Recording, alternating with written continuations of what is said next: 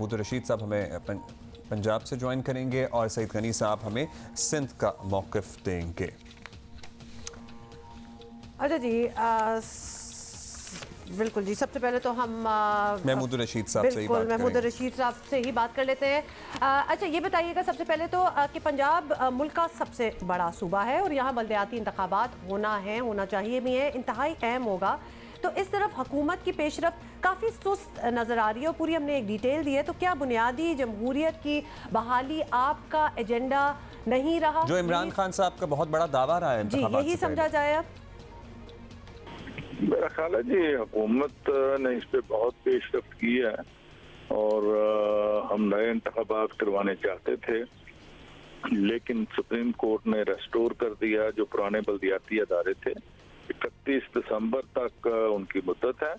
उनकी मुद्दत खत्म होते ही ने पंजाब काबीना के अंदर नया एक्ट 2021 उसको अप्रूव किया है और असम्बली के रवां इजलास के अंदर वो एक्ट भी पास हो जाएगा।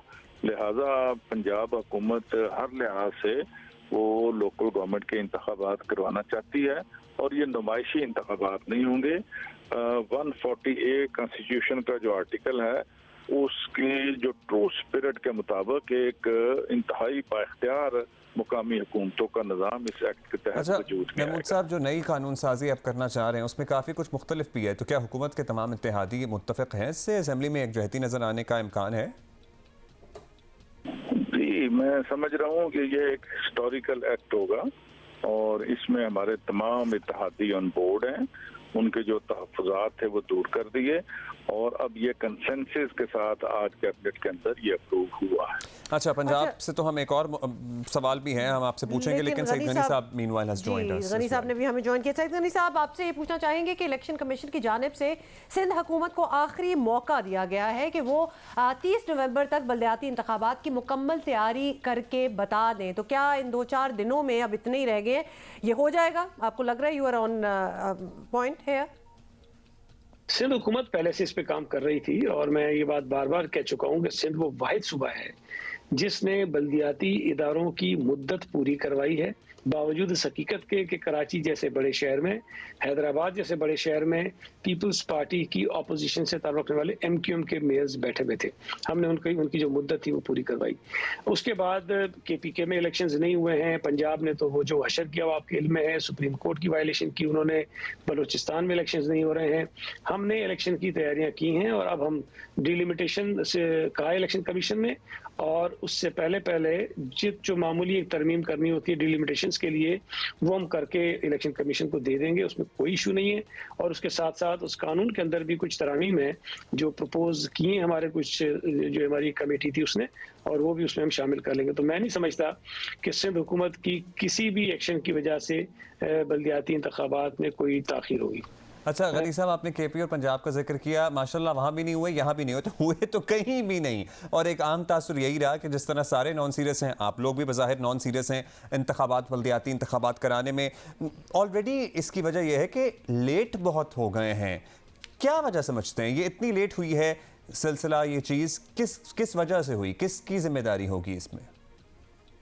सिंध हुकूमत ने कभी भी ताखीर की कोशिश नहीं की। हम तो चाहते हैं कि बल्दियाती इंतखाबात हो जाएं और उसकी देखें वजह एक बिल्कुल जो सियासी वजह जो समझ में आनी चाहिए कि सूबा सिंध में इस वक्त पीपल्स पार्टी बड़ी कंफर्टेबल है और जितने ज़िमनी इलेक्शंस हुए हैं उसमें हमारे वोटों में इजाफा हुआ है, चाहे वो कराची का इलेक्शन हो, चाहे वो उमरकोट हो, थरपारकर हो, सांगड़ हो, मलीर का इलेक्शन हो, पीपल्स पार्टी के वोट में इजाफा हुआ है। तो जिस वक्त किसी सियासी जमात की पजीराई में इजाफा हो रहा हो, उनके वोटर्स की तादाद में इजाफा हो रहा हो, तो वो जमात चाहती है कि इलेक्शन हो जाएं।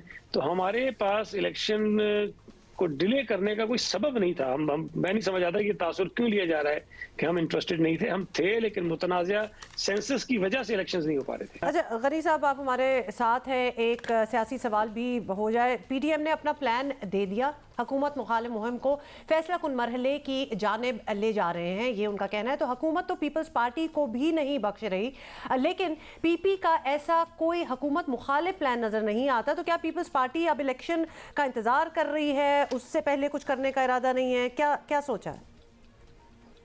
पीडीएम ने जहां जिस नहज पर पीपल्स पार्टी के साथ इख्तलाफ करके अलहदगी की थी, होना तो ये चाहिए था कि उसके बाद पीडीएम आगे बढ़ती, सिलसिला आगे बढ़ता। लेकिन आज भी पीडीएम ने जो प्लान अनाउंस किया है, जो बताया कौम को कि जो क्या करना चाहते हैं, वो तो 1 साल पहले का प्लान था। तो आज भी अगर वो जलसे, मुजाहरे और इस किस्म की चीजें कर रहे हैं तो पीपल्स पार्टी तो वो काम कर रही है।